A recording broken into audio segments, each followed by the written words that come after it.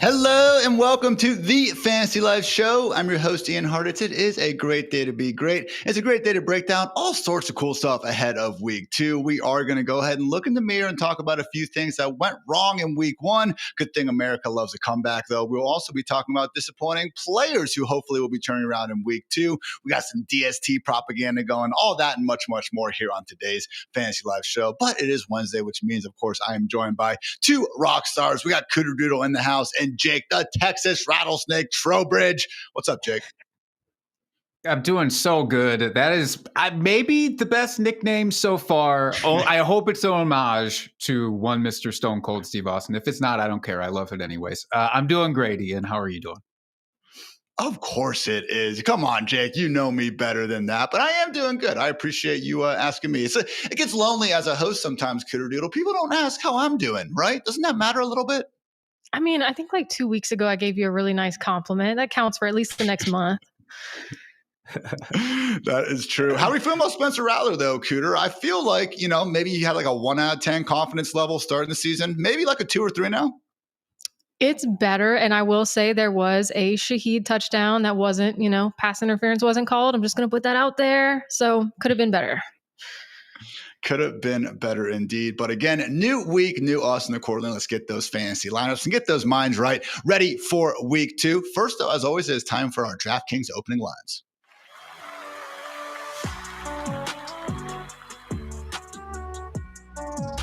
What a week, huh? Captain, it is unfortunately still Wednesday, and we still have plenty of injury updates to go through. Starting off with 49ers Brock Purdy dealing with a toe and left shoulder injury, is now cautiously expected to miss week 2. So Kyle Shanahan came out and actually called him a long shot and even said he could miss multiple weeks. So, Jake, it looks like we're going to have Mac Jones under center, who once upon a time Kyle Shanahan seemingly wanted to take ahead of Trey Lance inside the NFL Draft's top 5. Hey, they are playing the Saints, Jake, so maybe just maybe they can get something going on. This is Shanahan's dream. This has been the long con in the making for years that he finally gets to live out. It is great for him. It is a bummer for the rest of us who have to figure out who to play from this team. And Cooter, I know you were looking ahead of the show at the depth chart for the 49ers, and it's just, oh boy, it's not just Brock Purdy. It's a disaster everywhere. So, got to hope that CMC can bust out regardless of the Mac attack or not. You probably don't want him to do too well, Cooter, but certainly you have to have some vested interest. And one of these guys performing well against your Saints? I mean, yeah, at this point, even if the Saints lose, I just feel so bad for 49ers fans. I was asking before the show, like, do we have anybody on staff that's a diehard fan for the 49ers? Because I just don't know how you get hopeful. I don't. It really is a funny wide receiver room in particular. Again, they just traded or just signed Kendrick Bourne. Marquez Valdes-Scantling came in. Robbie Chosen went out. Sky Double Y Moore is in the house. DeMarcus Robinson will be back in 2 more weeks after he finishes that suspension. Again, really is hilarious. The good news is that Juwan Jennings, though, actually has a chance to play per Adam Schefter. Wasn't practicing on Wednesday, but again, that shoulder injury, not nearly as severe as, say, George Kittle dealing with that hamstring. That landed him on IR. So 49ers open, guys, as 7-point road favorites against the Saints, all the way down to -3. So we'll see if, again, the fighting Cooterdoodles down there in New Orleans can maybe get themselves a win. Other injury news, we did have Raheem Morris, the Falcons coach, say that Drake London is expected to play Sunday with that shoulder injury. Very good news there because the Falcons are playing on Sunday night. So both him and Darnell Mooney were practicing. Hopefully we do get a full practice out of Mooney. He was limited and listed as questionable. But again, guys, based on how Michael Penix has looked and based on the reality that this could be a pass-first offense, Darnell Mooney, someone where, again, if you happen to see him on the waiver wire, really could be one of these wide receiver 5 types who mess around and turns in a wide receiver 3 caliber season. Also, Xavier Worthy with a shoulder and Jalen Royals with a knee not practicing for the Chiefs. Good news, though, is that the Chiefs are not currently considering surgery per sources for Xavier Worthy. So again, was a potential issue there, but it sounds like it will not be of the season-ending variety. Cooter, though, we have a ton of tight end injuries going on. Dallas Goedert, sprained knee, is uncertain for week 2. Darren Waller is also not practicing with a hip, and lo and behold, guys, another Mike McDaniel gem dropped in his press conference. Per Mike McDaniel on Darren Waller, I expect to not know what to expect until later on this week. We may get to a point where we realize the risk is too great for the rest of the season, and we'll have to do what's best for the team. Cooter, thoughts? I saw somebody tweet earlier today, and I hate that I don't remember who it was, but they said something about like Darren Waller, there's a 0% chance that he plays, but 100% chance that someone in your league drafted him. And I'm like, that is 100% accurate. Yes. All my leagues, everybody. And Mike McDaniels at this point is just an enigma. I don't know if I can trust a single word that comes out of his mouth, but the only hope I have is that we are bound to see an Ollie Gordon touchdown at some point, right, Ian? Like it has to happen. I don't know if it has to happen, Cooter. This was a sad defense. I mean, Jake, I have my 10 things about week 2 article go out this afternoon. Feel free to check it out on fantasylife.com, guys. It is very much free. And I was just doing kind of a panic level for the offenses that really didn't have a good performance. And I went ahead and just went with 11 out of 10 for the Dolphins. What do you think? Yeah, it might have been too low or too high, depending on how the grading scale actually works. It was bad on every single front. Like there were teams that put up fewer yards. There were teams that, obviously had slow starts like the Bengals. Cam Ward looked rusty. But like those things can improve. I can see those things improving. I don't know that I can see the Dolphins improving. Normally, they start off really hot and then they kind of wither away as we get further into the season. And some of the creativity kind of wears off with McDaniel and the rest of the league figures this stuff out. They're starting this way. So he said there's nowhere to go basically but up, or he can't imagine it being any worse. And we all agree with you, Mike. I always go back to this quote from Victoria. She's at dirtbagqueer on Twitter. One of the best follows out there. I mean, she really is hilarious. And basically, she sent this back in 2022, guys. So really a great, moment in the Dolphins. And Mike McDaniel, they were, greatest show on surf. Things were going good. But she said back in 2022, I bet Mike McDaniel's goofy nerd shtick goes over great when you're winning. But if you're getting your butt kicked and that little twink gets in front of the locker room at halftime and nasally deadpans an MCU joke at me, I am swinging. So that kind of seems where I'm at with the Dolphins as well, not going too hot for the time being. Also blown up Mason Taylor with an ankle, not practicing for the Jets. If you are brave enough to be playing the Jets tight end at this point in time, Isaiah Likely also not practicing with a foot. So final 2 notes I would bring up are some reports from ESPN's Jeremy Fowler. Jake, the Dolphins have received trade calls on Tyreek Hill, apparently not showing interest in moving him. I feel like this is our last chance. Jake, we need Tyreek Hill to find his way back to Kansas City. It makes too much sense for everyone involved. I don't care about the Dolphins allegedly saying they aren't interested right now. Yeah, this feels like one of those things they have to say that right now because it's too early in the season. If we get to week 4 and nothing has changed, I think that tune also switches up pretty quick for the Dolphins.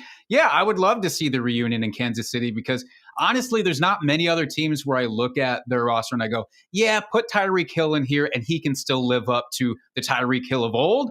But obviously, he was the Tyreek of old with the Chiefs. So that's where I want to see him go. Not a lot of other opportunities out there where he can really shine for fantasy, like big time. But that would be maybe too easy for the NFL writers. Maybe that's why we haven't gotten it yet. Maybe that is why the NFL could allegedly be scripted as well. Cooter, Bill Crosby Merritt will eventually be the Commanders' lead RB per Jeremy Fowler. We were talking about this before the show, and you are just beside yourself because you didn't land Bill in your home league. Come on. I didn't land him, and I the guy who has him, I mean, I think I would have to give up my firstborn and also like maybe a lock of hair. I don't know what I need to do at this point. So I'll probably never get to roster him in my home league. And I'm jealous and it just makes me annoyed. You know what I mean? I can't be the only one that feels this way. And you're not kidding about that firstborn child like naming thing. I actually had a chance, guys, back in college. I was playing a game of NHL, and one of my friends thought so lowly of me that he actually bet his firstborn son's middle name on a game of NHL. I was winning after the second period, choked it away. I was going to go with the Snake, just period, because I felt like there was no way you could kind of get around that middle name. But alas, it's just going to continue to haunt me until the day I die. You know what's also going to haunt us, guys? Some things we got wrong in week 1. It's time for Boo This Man. First, though, quick words to our friends at DraftKings.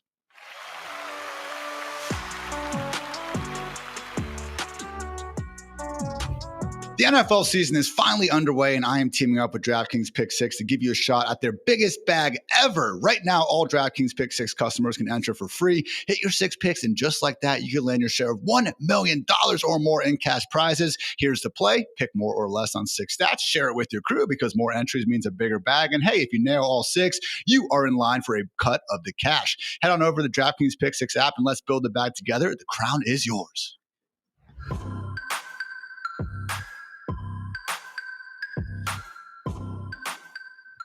As much as we would love to get every single one of our ranks and takes right, we are talking about a sport that basically consists of one car crash after another for 60 minutes while using a ball that is not even round. So naturally, things will go a little bit awry, and none more so than in week one, guys, because again, we have these 6-7 months to try to get ready for the season. Our confidence level is at an all-time high, and then seemingly in the blink of the eye, we realize just how wrong we were about certain things. So again, wanted to take some time, hat in hand, and come to everyone and say, yeah, we got that wrong, and then try to go ahead and assess how we can watch the film and get better. So Jake, you lead us off. I guess I'll do this here and now and say that Deebo Samuel, it turns out, is not a ghost like I had thought. I came on this program a couple of weeks back and I started preaching about how we're chasing a ghost with Deebo and how actually he's only been good in fantasy for a couple of seasons and that I didn't see a bunch of upside with him this year. And it turns out not a ghost. He will, however, haunt my nightmares like Freddy Krueger until at least week 2. But in week 1, he led the Commanders in targets by a country mile. He had 10. Next best was Zach Ertz with 5. Deebo finished with 7 catches, just about 100 yards total and a rushing touchdown for good measure. And he was wide receiver 5 in half PPR, and he just made me look like a very stupid little boy for doubting him at any point during this offseason. But I don't know, guys. I think what was most impressive to me and disheartening to me was that Deebo looked like classic Deebo. Like that's how he got his fantasy points. It was screen passes and deep balls and weird end around trickery near the end zone. And he's returning kicks and looking good at it. So basically, dude was just out there playing the hits, and I whiffed big time. I mean, Cooter, we had the funny storyline where they showed him kind of like jogging through a route, seemingly in a walkthrough in August. Again, that was probably overblown from the beginning. But yeah, truly, I mean, the PPR wide receiver 6 in his first game in Washington. And to Jake's point, it seemed like they've been using the guy for years, fit like a glove in this offense, kind of gave them a new dimension, both in the screen game and even getting obviously that reverse that he took into the house. I mean, look, don't want to overreact to week 1, but man, Deebo Samuel already in my wide receiver 2 ranks, and I wish he would have been there earlier. Yeah, I mean, I have right here in my notes, it says the offseason did him dirty because we trusted some of these crazy narratives. And you look at it, and just like Jake said, I mean, he's back to full form. Like he's doing everything that he's done. We were going off of this narrative of we haven't seen him go for over 1,000 yards through the air since about 2021, but he doesn't need to, right? I mean, like he can go for 50 to 70 on the ground and get a touchdown there like he did this week with just the one rush. So it's scary to think that we could have been this far off, Jake, but I was right there with you. There were so many little bitty red flags flying in the air. And we'll see how it goes next week. But our very own Dwayne McFarland has said there's room for Samuel in this offense, and he just gets too many mismatch opportunities. So he could be the lead in this team for targets. So there you go. If you drafted him, congratulations. Kudos to Dwayne. Bro clock is right twice a day, I guess. But in all seriousness, Jake, I think the big lesson from this is like we expected Washington to be really good. We know Jaden Daniels is really good. So even if he didn't fully believe in Deebo, there's a lot of volume on the table here, and that probably shouldn't have been a bigger tiebreaker for us in that kind of muddled wide receiver 3 range. Are you with me, Jake? Yeah, absolutely. I mean, there are some guys where it's like in the vicinity he was being drafted in your round 7. I said, okay, I really want to make sure I get Ricky Pearsall, though, guys. And now I'm doubly regretting that because I did draft him over Deebo in so many leagues. But yeah, I think just looking at it is like, this was a really good player. He could still be a good player, and he's tied to a great offense. That should probably do it. Cooter, you have a running back who you already having some regrets about. Talk about Travis Etienne, now the definitive Jaguars RB1. I mean, so much for Tank Bigsby in the Bucky Irving role. Am I right? So much. I have a rant. Get ready. So much for 2024 Travis Etienne that rushed 50 times for like 500 yards and 2 touchdowns. Last year, he averaged, he didn't even finish higher than RB20, first of all. So I'm just going off of all our red flags that we were looking at. He didn't rush last year for more than 68 yards in a single game. And he only rushed for more than 50 yards in 3 games in 2024. So there was all this information. Granted, I know that he was injured, but now you look at it, 16 rushing attempts, 143 yards. I mean, this is big stuff. You can't look away. He finished RB6 in week 1. And yeah, Tank Bigsby isn't there anymore. So maybe you get some Bashal Tootin in there. But gosh, was I off on Etienne. I will say, if you had to pick the single, defense that we want to target with running backs, it is the Carolina Panthers. So the matchup was there for him. But Jake, I think the icing on the cake really is the Tank Bigsby trade here. Okay, you can't exactly look at this now and say, he just had one good week. The Jaguars firmly trust Travis Etienne, and I would say it's about time we do too. Yeah, they clearly wanted him to go out there and prove it. And he did. And so they said, Tank, bye-bye. And we will trust in you going forward. It is funny that the last time he had 100 yards rushing was also against the Carolina Panthers. So I still think there's room to do a little bit of let's see in week 2, even without Tank Bigsby, if him or the entire offense, frankly, can look as good as they did. But yeah, I mean, just from a volume perspective, dead zone running back winner, perhaps, here in Travis Etienne. And Cooter, you brought up some of those injuries he was dealing with last year, had the shoulder issue at the end of September, and then a hamstring pull all the way on October 13th of 2024. So yeah, it's a good reminder that also similar, I think, to Devon Achane, some of those talks about his efficiency last year. I think we as a fantasy community obviously do a really good job of, acknowledging these injuries when they're on the injury report, when they just got banged up last Sunday. But maybe you got to give a little bit more respect to guys who are actively playing through the injuries, because I feel like once they get back out there, we just kind of assume they're good to go. And yeah, a lot of times they're not.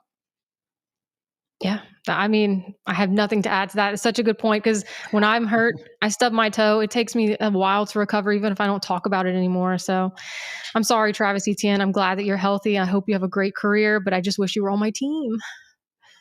Every time I stub my toe, I look at my dogs and I say, I'm hurt, dogs. And then they don't laugh because they're dogs. So I always get a good chuckle about it. Guys, the things that I messed up that is just killing me right now is I shouldn't have doubted Jackson Smith-Njigba. This was a guy who was buried in that usually round 3, maybe even sometimes the beginning of round 4 area. And I remember in August, someone saying that he was just a cheaper version of Lab McConkey, and I kind of brushed it off, and they were freaking right. So at the end of the day, I had concerns because Cooper Kupp was in town, and we had to go from Geno Smith to Sam Darnold. And upon reviewing JSN's film, I just didn't see this super twitchy guy who I thought was going to be able to run away from everyone and go ahead and do all these great things. Guess what, guys? Maybe I could have looked at JSN and said, this is a 23-year-old who just had 100 catches and 1,100 yards and an offense that still had DK Metcalf and Tyler Lockett in it. So again, tend to overthink things sometimes when we have 6 or 7 months of looking at the same players and the same roles. And yes, the new offense and Sam Darnold were things that had to be considered. But man, Jake, again, when we are dealing with a proven talent, a producer, and a guy just firmly in his prime,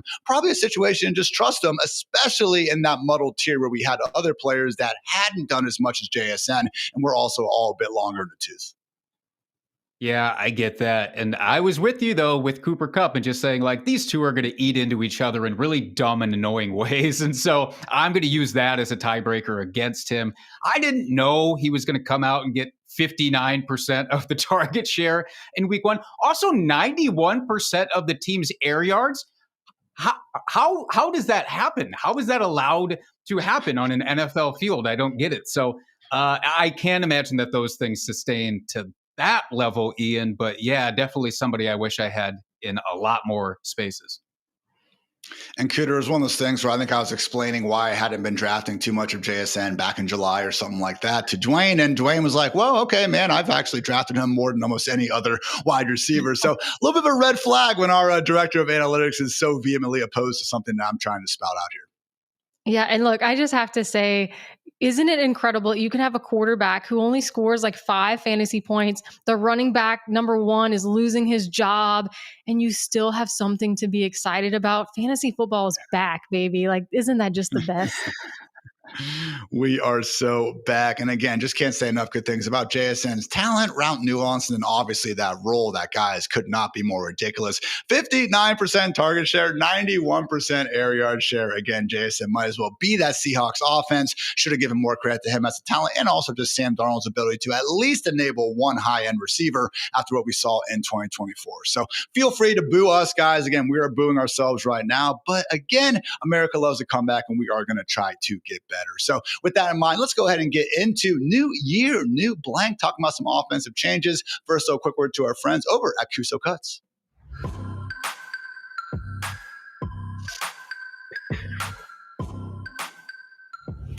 Guys, we got some cool business going on with Kuso Cuts, who, by the way, sent me a bunch of these seasonings, and they are freaking delicious, all right? Dust is honestly called Dust, but smoked sea salt, mustard powder, paprika, and onion. I've been putting it on my burgers. Really is a game changer. And it's just, again, sprinkling seasoning on it, so you don't have to do this whole marinade charade before. Doesn't take too much time. Also was making some chicken for my parents last week, trying to be a good son in the year 2025. Southwest Sand, guys. It's got cumin, tomato, chili powder, and minced onion in it.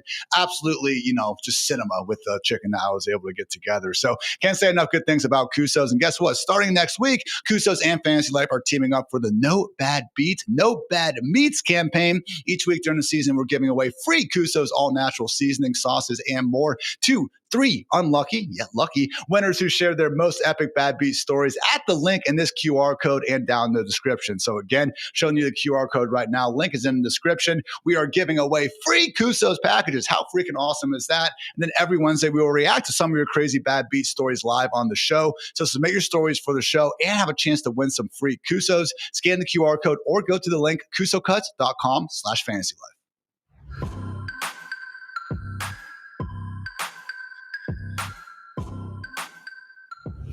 Time for new year, new me, new Jets, new Colts. This is brought to you by Xfinity, introducing the 5-year price guarantee. One consistent internet price for the next 5 years, guaranteed. Guys, I took some time in my, 10 Things article, which is live on fantasylife.com, to just look at some of these new offenses, all right? The play callers, the Ben Johnsons, Liam Cohen's, Clint Kubiaks of the world, to try to get an idea of what changed in week 1 relative to what we saw in 2024. Because, yes, it is just 1 week, but guess what? It's 1 more week than we had this time last week. So with that in mind, guys, look at these Chicago Bears, okay? Maybe not the best starting performance, definitely the best starting drive. Bears fans and Notre Dame fans certainly have that going for them. But when you do look at the underlying stuff that Ben Johnson brought in, I think it could be encouraging for Caleb Williams, Rome Odunze, and DJ Moore in the long term. Because in 2024, we saw this Bears offense only ranked 13th in terms of dropback rate over expected. They spiked up to 3rd, plus 12.8% in week 1. Okay, in large part probably because DeAndre Swift couldn't really get going on the ground, but not so sure that's going to be changing. And accordingly, Caleb should have plenty of chances to hopefully be a little bit more accurate, but also to scramble and rack up fantasy points. And also, guys, to play action, which again is really associated with some of the smarter, best offenses in the league. The 49ers, previously the Dolphins. A lot of these, again, Shanahan disciple teams really do lean on play action. And the Bears last year, 2nd lowest rate, but in week 1, all the way up there at the 10th highest rate. So again, Jake, results weren't great. I'm sure you were laughing at it from afar as a Packers fan, but again, don't want to put too much, negative stock in the performance, because Brian Flores and the Vikings always going to be a tough defense. And again, in Fantasyland, we do want an offense that's going to throw the ball around the yard. It seems like Ben Johnson's going to give Caleb Williams every chance to do that. Yeah, Ian. First of all, I was not laughing from afar. I was laughing up close as possible to my television set. But I will say, although the efficiency was definitely not there for them, some of that you can explain away by it being the first game with the new coaching system in play. Like, you could say that for a lot of teams, and I do think they get that benefit of the doubt. Also, yeah, it's bad that Caleb Williams finished with 6 yards per pass attempt on this particular day, especially because the only quarterback in the NFL last year that had that low of a number was Cooper Rush.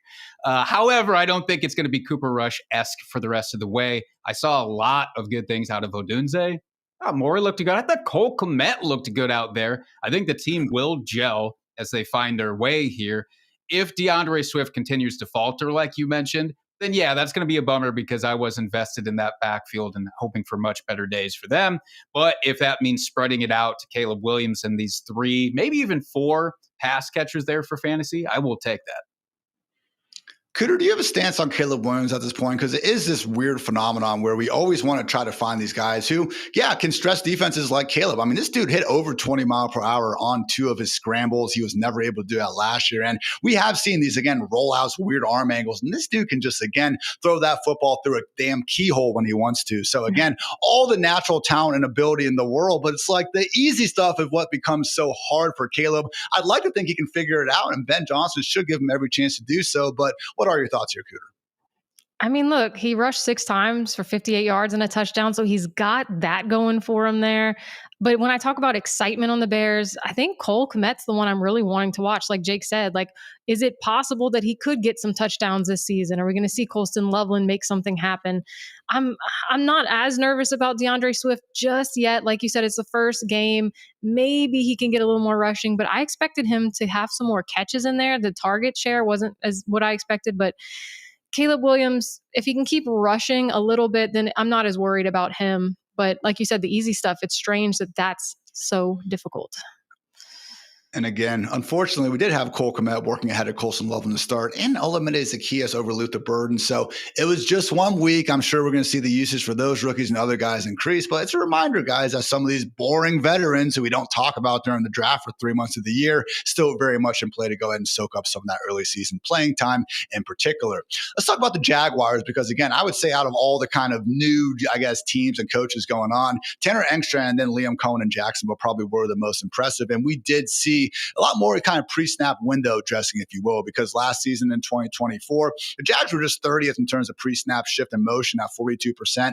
That jumped up all the way to 63%, guys. That was the 8th highest mark in week 1. And also more screens, okay? Now, I'm not saying every single screen is created equal. Sometimes they get blown up and all that jazz. But obviously, if you guys watched Bucky Irving and Chris Godwin last year, you saw how effective they could be in Liam Cohen's scheme. And yeah, this year, third, guys, 11.1%. That is, again, a big-time hike up from last year where the Jaguars ranked just 18. So, Cooter, I mean, it's a situation where we talked about it with ETN.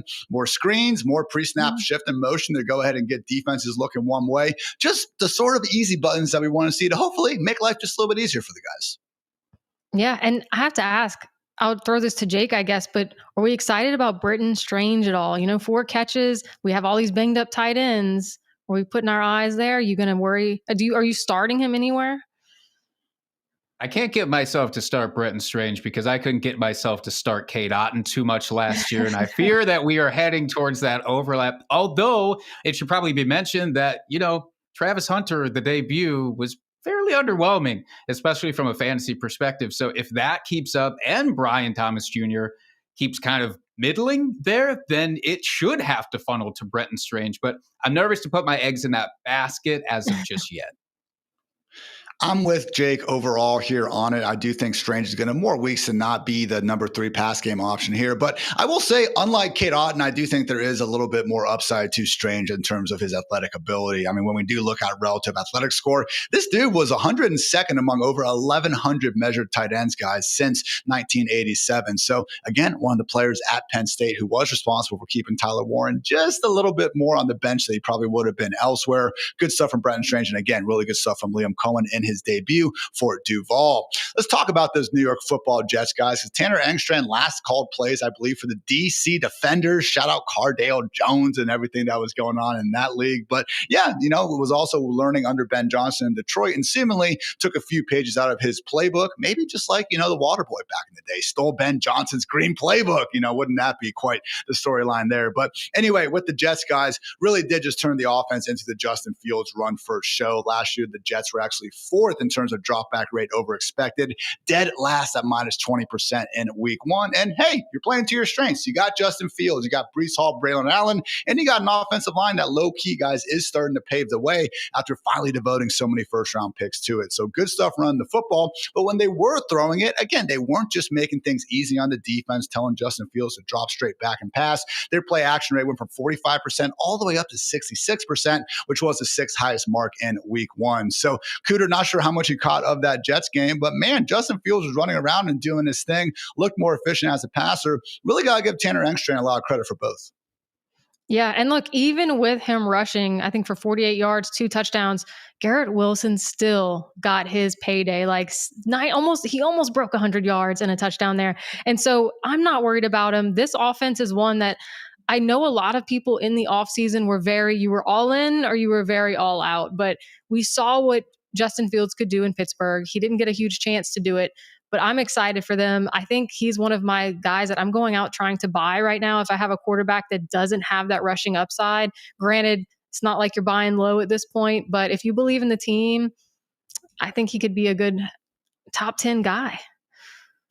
And Jake, I mean, again, Justin Fields gets all the touchdowns. He deservedly got his flowers for his performance. But Breece Hall, man, looked great out there. I know we were only letting everyone boo us for one person, but I also probably could have thrown Breece Hall in there as someone that perhaps we were not high enough on. In a week where all the top running backs couldn't average more than 2 or 3 yards per carry, seeing Breece go for 19 for 107, aka 5.6 yards per pop, pretty freaking good. And it honestly wasn't even the result of one of these big 40, 50-yard runs, just was consistently getting more that even seemed to be blocked for him. Looked very elusive, also chipped in 38 yards on 2 catches. So Breece Hall, Jake, was he someone that you were on? And if not, is he someone that you're, again, looking to maybe be more excited about moving forward?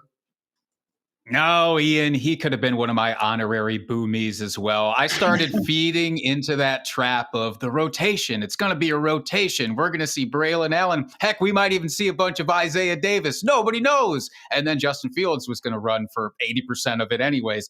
And then I kind of backed off of Breece Hall. I was believing in him as a pass catcher, just hoping that Justin Fields would dump off to him enough. That wasn't really the case. He just looked really good as a pure runner. I don't want to make too strong of a corollary here for like Lamar Jackson and Derrick Henry, but there is something to be said for how much it opens things up when you have somebody like Justin Fields for Breece Hall, and I drastically underrated that. So fingers crossed that he can keep that going and not get too many vultured touchdowns from Braylon Allen, though. That's the one thing sticking in the back of my head. And hey, Braylon did get one, and Justin Fields got 2. So again, that is the kind of dynamic that we have to worry about with those dual threat quarterbacks. A lot of times they're scrambling instead of checking down. Then they also do factor into the equation. But the other thing, like Jake said, they have that gravity in the read option game, and accordingly, you do usually see the yards per carry spike for running backs associated with these, again, more mobile quarterbacks. So guys, we've been going over teams with new play callers. That was not the case with the Colts, but we do have a new quarterback, obviously, with Daniel Jones. And Shane Steichen really seemed to lean into a lot of things that made, honestly, one of the better week 1 performances come to fruition for Indiana Jones. We're going with that now. I think I saw Jordan Schultz shout that out first, and Chris Berman went with it during his Monday night halftime show highlights. So he is officially Indiana Jones now. But yeah, guys, again, from 2024 to 2025, the Colts rate of play action went up 8%. Their pre-snap shift in motion went up 19%, and their RPO rate went up 9%. So those ranks overall were 2nd, 6th, and 1st in week 1. So again, Cooter, we kind of talked about the Dolphins earlier. I don't want to get too ahead of ourselves. This could very well be one of the worst defenses in the league, and we knew their secondary was already going to be a red flag. But again, just playing into those strengths, and honestly, to the Colts' credit, their defense looking good too. Maybe it could be a dark horse contender in the AFC South division that, let's face it, doesn't really seem to have a juggernaut exist in there.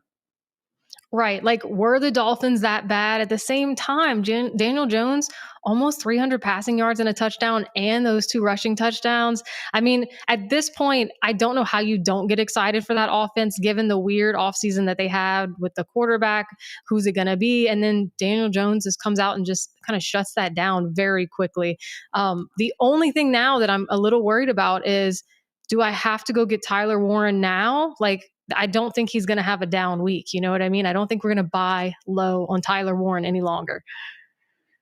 And Jake, it's one of those things where, I always get my ranks in early. I have my early week rankings article up. And, when I was ranking Tyler Warren, tight end 4, which again is really freaking high, people, okay, only behind Sam Laporta, Brock Bowers, and Trey McBride. But I wanted to put him higher. When I see Matthew Friedman, Mr. Wet Blanket himself, going higher than me on a player, and he has Tyler Warren tight end 3, that's when I really start paying attention. So yeah, Cooter, I think the time is now. And Jake, man, Tyler Warren looking like an absolute stud out there. Yeah, and well, I'll add this to an honorary boomy mention. This whole episode could just be titled Boo Jake, and then other things happen. But I do think that Tyler Warren, I was expecting him to come out and be not like sluggish right away, but I thought we'd been a little bit too greedy with rookie tight ends lately. We'd gotten a little too much from some of these guys immediately. And I thought both him and Colston Loveland would take some time to become really fantasy relevant, especially because I didn't believe in Danny Dimes. I'm not afraid to say that. I still kind of don't believe in Danny Dimes.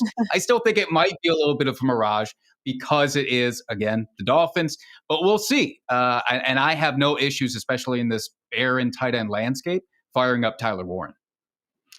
Very cool stat from Fantasy Points. CEO Scott Barrett, he'd actually say it's probably a dank stat, but Tyler Ward and Harold Fannin jointly hold the record for most catches by a tight end in a college football game all time. They both had 17, which is absolutely ridiculous. They now jointly hold the record for most catches by an NFL rookie tight end in week 1 with 7. So again, Tyler Ward and Harold Fannin. Hey guys, maybe if tight ends are putting up ridiculous numbers in D1 college football, it's a pretty good sign that they are in fact quite good at the game.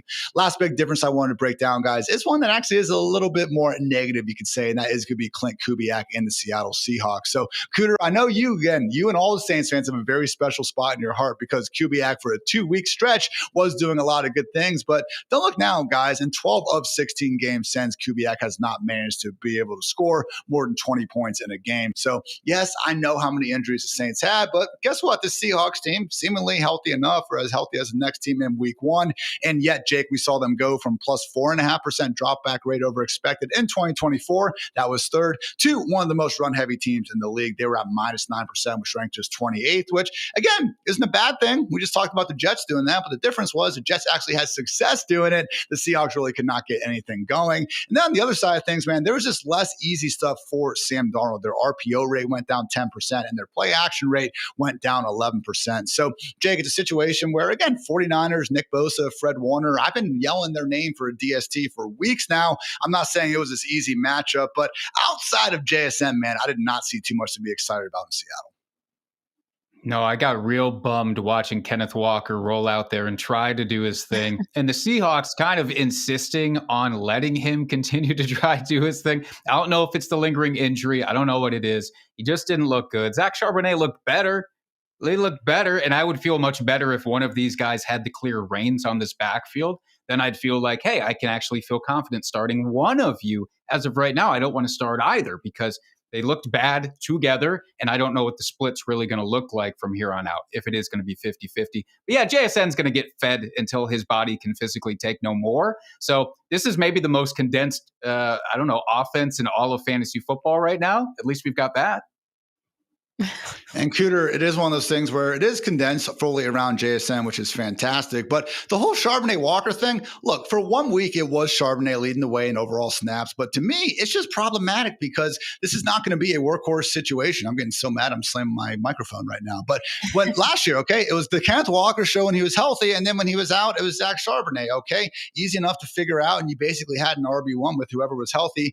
When these guys are splitting things, and I'm not saying it's not going to move, on a week-to-week basis, but just the fact that it is going to be a 2-man committee instead of one, I'm not exactly expecting them to be lighting up the scoreboard. And again, if it is a situation where we now have to divide everything, Cooter, I don't really want to start either Charbonnet or Walker at this point.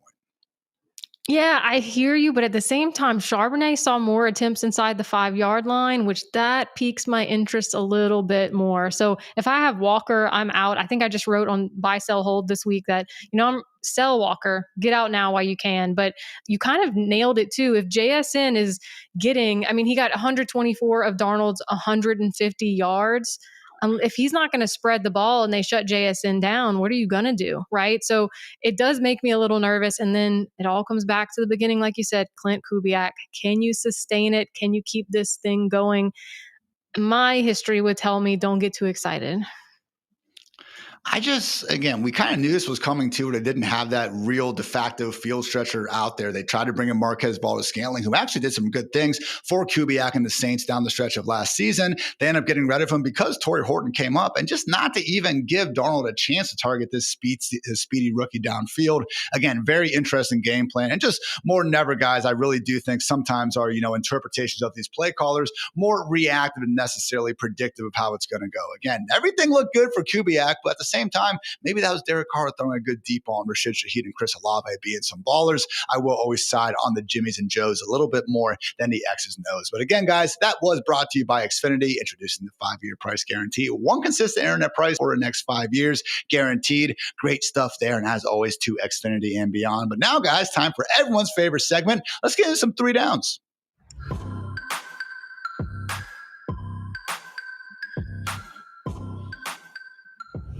Going to be making this a weekly staple here on the Fantasy Life Show, where myself, Jake, and Cooter basically go through snake draft style. Actually, we're going to be going back and forth, but you guys get it. We're drafting. Okay, we're doing 3 things each with different topics. Last week, we were doing things that got us excited for week 1. This week, we are doing disappointing week 1 performances that we do not think will persist. So again, they let us down in week 1, but we are expecting better times ahead. Jake, start us off with your first pick. Oh, I get first pick in this one. There's only one name that I want. I think most people probably want, and it's Jamar Chase. That 4.6 PPR points. My goodness. I know that the Bengals are renowned at this point for their slow starts, but come on, guys. You played extra preseason games just to try to get ahead of this thing, and you didn't. That's fine. It's fine. We'll deal. We'll regroup. And I do expect even as soon as next week that week 1 in this bad performance by Jamar Chase is a distant memory. I really hope so, guys, because I just spent way too much of my guillotine budget to go ahead and get Chase in one of my leagues. So I tend to be with you. Again, mentioned I'm breaking down kind of the different offense panic levels from groups that disappointed. I only gave the Bengals a 3 out of 10 as a whole. That said, Cooter, it sure helps when you have a good offensive line, and the Bengals for it seems like the 5th or 6th or 60th straight year have not managed to give Joe Burrow a group of big uglies up front that we can feel any level good about. Yeah, but this is just his warm-up phase. He needs this first week, and then Jamar Chase will go for his 5th consecutive 1,000-yard season, with 100-plus catches. So I'm with Jake. No worries. This was an easy 101. No worries. And again, especially for week 2, guys, Bengals, Jaguars do have the highest gain total of the week. So feeling good about that. I am now on the clock. Sucks to suck, Cooter. So I'm going to go with Nico Collins. Okay, guys, this is a situation that I'm almost just trying to speak into existence because I went out of my way to draft so much Nico Collins. I cannot accept a reality in a world where this dude is not going to be a baller. We know how good he is in real life, and there's no one else to throw the ball to in this offense. They spent day 2 draft capital, obviously, on both the Iowa State Cyclones and Jaden Higgins and Jalen Noel. They somehow played behind Xavier Hutchinson and Justin freaking Watson out here, who did nothing but, again, periodically catch a deep ball from Patrick Mahomes over the last 5 years. So no idea what Nick Caley's plan of attack was. Honestly, I came away almost more disappointed in Nick Caley than some of these other guys we talked about previously, because the Texans, their pre-snap motion, their play action, and it all went down, and the offensive line stuff, which should have been the focus of the entire offseason, also didn't look any better. So why do I think things can turn around for Nico Collins? Because I still do believe CJ Stroud is a good professional thrower of the football, and there is no one else to get the ball to in Houston. So theoretically, Cooter, at some point, Houston will have to score touchdowns. Nico remains the only guy that we should be expecting to do that. So again, hopefully easier time blocking Tampa Bay than it was Jared versus the Rams. Small setback, Cooter, but it's Nico Collins. And look, he had more catches than Jamar Chase. Can we just put that out there? I mean, I think that's a pretty big fact. But yeah, I'm not too worried just yet. I will say if this continues for another 2 weeks, I'll start sweating about my first round pick. But for now, it's Nico Collins. They're going to have to throw him the ball. Hopefully they figure it out very quickly. It is just, to me, Jake, inexcusable when you have Jamar Chase only getting 5 targets and you have Nico Collins only getting 5 targets. Why are we not getting at least 5 designed short targets for these guys? They're so explosive after the catch. There should be plenty more going on. But again, I just don't know how you play a 60-minute football game and you don't get your best player more touches. Ian, you know how we overthink stuff in fantasy in the offseason, and we spent a lot of offseason really just going against the grain for the sake of it. I think coaches do the same thing to some extent, and they try to come out week 1 and prove how smart they are. And I don't need to just get the ball to my best player. We can win other ways. No, you can't. Stop it, coaches. Stop it. Cooter, Jamar Chase, Nico Collins off the board. Who is someone that disappointed in week 1 that you were expecting big things from in week 2 and beyond? Look, I'll just have to continue with the wide receiver run here. A.J. Brown. 1 catch, 8 yards. It didn't come until way late at the end of the game. He was almost done with his book by the time he got it. But here's the thing. The Eagles didn't have to throw the ball. I mean, you look at what they were doing on the ground. Jalen Hurts, 14 carries, 62 yards, and 2 touchdowns. Saquon, roughly the same, and a touchdown. I mean, they were winning. They didn't need to do it.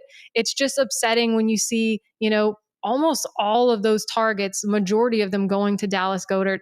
But like we said earlier in the show, he's a little injured, a little banged up. So I hope that A.J. Brown can step up and do his job in week 2.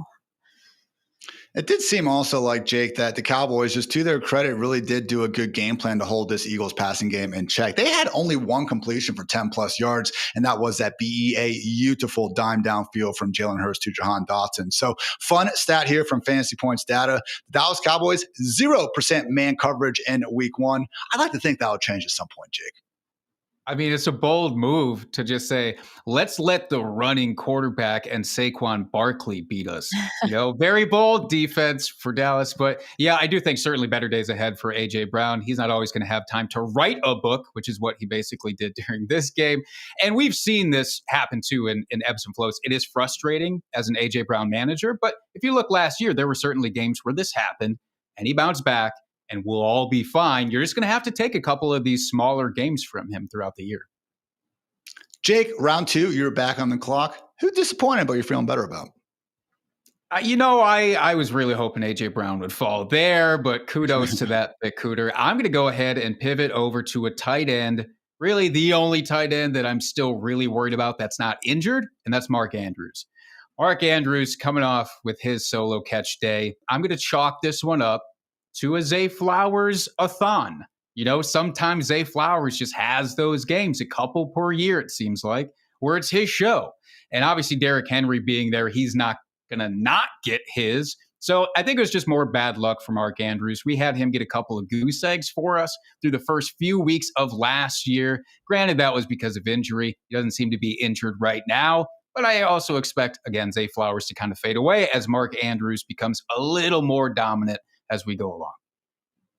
Also only 19 pass attempts from Lamar Jackson. Lest we forget, guys, the Ravens had to build a big lead in order to blow it. Could see more pass game volume in the future. I am back on the clock. I'm going to go with George Pickens, guys. Again, going a little bit deeper here as the wide receivers continue to fly off the board. But I just think that we still saw kind of the downfield willingness from Dak Prescott to get him the ball. And personally, for this Cowboys team, I was just worried that Dak, who didn't look good even before his injury in 2024, maybe had his best years in the past, another big injury, how much, athleticism and physicality does he still have at this point in his career? Dak looked fantastic. And again, really had every chance to win that game if it wasn't for CeeDee Lamb dropping not one, not two, not three, but 4 passes out there. So George Pickens going up against the Giants this week. I do think we're going to see some of those booms that, again, have really been talked about ever since the Cowboys went ahead and acquired him from the Steelers in the first place. So Jamar Chase, Nico Collins, A.J. Brown, Mark Andrews, George Pickens off the board. Cooter, who you got in round two? Oh, man. Can I do like a little jump and a skip and go quarterback here and just piggyback off of the 101 Jamar Chase and just say that Joe Burrow is going to bounce back? I know we talked about Jamar Chase, but let's talk about Burrow just a little bit. I mean, he threw the ball 23 times, only completed 14 of them for 113 yards, a singular touchdown. But you look at what he did last season, almost 5,000 passing yards, number one in the league.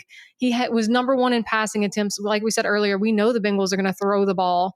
And then 43 touchdowns, again, number one in the league. You're going to tell me that this guy is going to just let a little bit of an O-line problem stop him? I just don't think so. So he's another guy that I think easy peasy just breezes through it. And he historically takes a week to kind of get warmed up.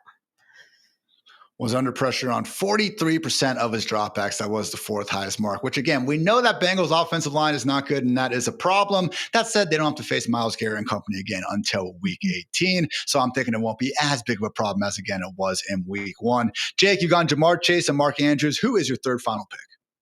Well, Cooter, since you stole my stack and now I can't go with the Chase Burrow connection, I'm going to pivot back over to a wide receiver. I'm going with Terry McLaurin. I didn't want to talk about this during the Deebo segment because I wanted to take my lumps without giving any excuses. But also, is it possible that Terry McLaurin, during his contract woes and him not showing up to practice, was maybe just having an off first week as well? And Deebo Samuel got a little bit more of the shine because of that. I think it's certainly feasible. The connection that Jaden Daniels and Terry McLaurin had last year, I don't think that just goes away. It did look a little rough during this week 1, but I fully expect Terry McLaurin to bounce back. Maybe not to what he was last year, because I admittedly thought that he was kind of a boom bust up and guy down last year, but I think he should be a close proximity of that going forward. Washington obviously has 96 million reasons to keep Terry very much involved in that offense. And as we talked about on our Sunday night review show, could have been a nice 69-yard touchdown between Daniels and McLaurin. Unfortunately, just not quite on the same page. Perhaps, as Jake mentioned, could have had something to do with Terry, sitting out most of August. For my third and final pick, guys, I'm going to go with the rookie first-round running back, Ashton Jeanty, because no, he could not get much going on the ground. But also, guys, he played almost every single down, okay? 87% snap rate. That was the second highest mark among running backs. And I get it. It would have been a lot cooler if we saw better efficiency. And that Raiders offensive line does have some work to do. But look, if you're not worried about efficiency for guys like Bijan Robinson and Jahmyr Gibbs, who also couldn't get anything going on the ground, why are we only going to focus on it with Jeanty, okay? So again, we want bigger and awesome offensive lines. I understand that. And it would have been cooler if we saw more from Jeanty out there. But again, this has always been a pick based on volume. And just the fact that Raheem Mostert wasn't even active and that Chip Kelly, who has used multiple running backs in the past, was so willing to put everything on Jeanty's plate. Again, it's not a matter of if, it's a matter of when we're going to see Jeanty really boom. And I do think it could be as early as week 2. So I went Nico, Pickens, and Jeanty. Cooter, you have your third and final pick. You already got AJB and Joe Burrow on the squad. And before I say it, look, if you're nervous about Jeanty, just go watch some highlights. Like, watch this guy literally run people over and you won't be as worried anymore. But for my third pick here, I'm going to go running back as well. I'm going to go with Jonathan Taylor. I know we have to keep an eye on the neck injury. They're saying he's fine. Maybe pivot to Giddens, get him on your bench if you need. But here's the thing. It was the Daniel Jones show. We just talked about it, right? Against Miami, no one expected Jones to rush 7 times for 2 touchdowns. But we know that Jonathan Taylor is the guy that they want to put the ball in his hands to run. He has had 300 attempts last season. He's still on pace to have another 300 attempts, even with Daniel Jones. He just needs those touchdowns to come to him instead, right? So I'm not that worried about Jonathan Taylor other than the potential injury. But again, they said it should be fine. So I'm going to believe them. I'm going to trust. I think he played literally every single snap of the first half, even caught a few passes. The big takeaway here, as annoying as it was to see Daniel Jones vulture away a few of those touchdowns, the Colts offense looked good. They look competent. Again, if we are going to see Indy actually find a way to compete as a 9-8, 10-7 team at the top of the AFC South, that's going to mean Jonathan Taylor getting force-fed the football. And again, we've seen what this dude can do throughout his career with that. Going into the year, 5th all-time, guys, in rushing yards per game. Great call, Cooter. Great job, Jake. Hopefully, again, these disappointments turn things around in week 2. We at least are expecting this group to do just that. So, guys, we are not done here on the Fantasy Life Show. Got a little DST segment coming up. First, a quick word to our friends over at Mike's Hard Lemonade.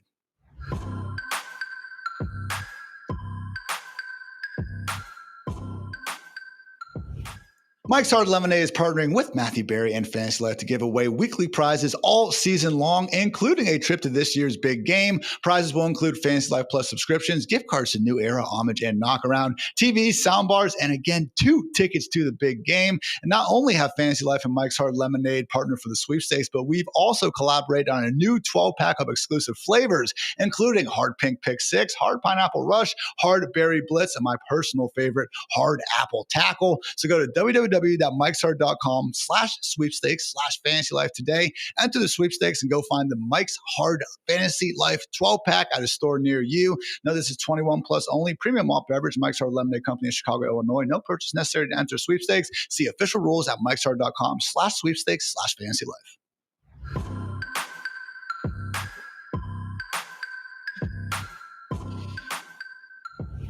Guys, I'm in a handful of leagues with DSTs. I'm guessing you are as well, and I'm sure plenty of our listeners are, okay? So however you feel about the position being in fantasy, we have to accept the reality that we do live in a world with it. So accordingly, let's try to get the most points possible. Again, I have been hammering the point that if you can still get the 49ers, guys, please go do it. They turned in a top 8 performance last week, really shut down the Seahawks, wound up going for the 3rd best mark in terms of EPA allowed per play. So love the 49ers. Continue to pick them up if you have every chance. Things are looking good this week against the Saints as well. If not, though, guys, we have the 4 targets, actually 5 on our screen right now. Bills, Cardinals, Seahawks, and Patriots actually have some nice stretches coming up. The Bills in particular, if they happen to be available, we'll go get them.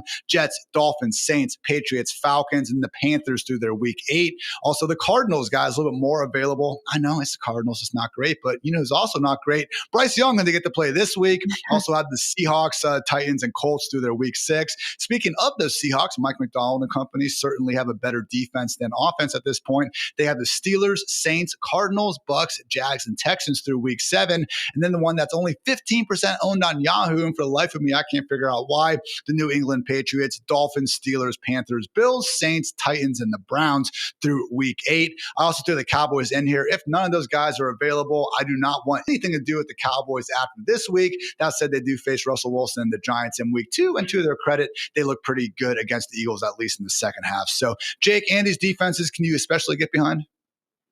Patriots. I want whatever team is about to face the Dolphins. I don't want to hammer on it too much, but until the Dolphins prove that they are a real, functional NFL team, I'm just going to stream against them every single chance that I get. So Patriots absolutely stand out to me, and it is shocking how little they are rostered.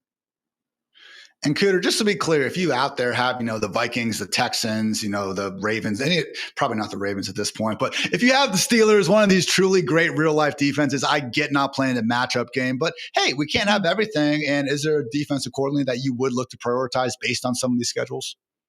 Yeah, I hate to be like going with the flow here, but I have to go with the Patriots because they were the only one available in most of my leagues, just like you said. And I don't know why. Now I'm going to pivot when they face Buffalo in a couple of weeks, but otherwise Miami, Pittsburgh, even too, I was confused. Ian, I was a little confused at first seeing all the touchdowns that Aaron Rodgers had thrown. And then I saw your stat about how he took 4 sacks in week 1. And I'm like, he is a little bit older and a little bit slower. So I'm not worried about Patriots until they face Buffalo. And then, like you said, they have New Orleans right after. So